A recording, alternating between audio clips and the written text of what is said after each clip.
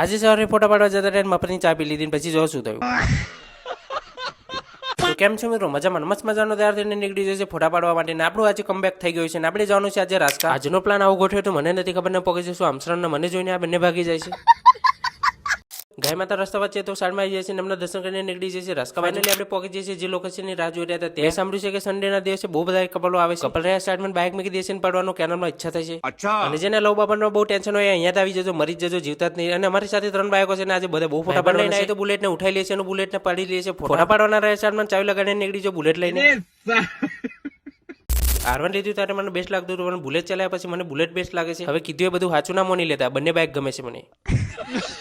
તો ફાઇનલી બધો bike set કરી દીધો છે અને ફોટા બધું પાડી લે છે. ત્યાંથી આપણે જવાનું છે સિદ્ધિવિનાયક. અને આજે આપણે R1 નથી ચલાવતા, બુલેટ લઈને નીકળી જશે સિદ્ધિવિનાયક. વરસાદ આવે ના પહેલા આપણે સિદ્ધિવિનાયક પહોંચવાનું છે ને એને બગચોદી ચાલુ થઈ ગઈ.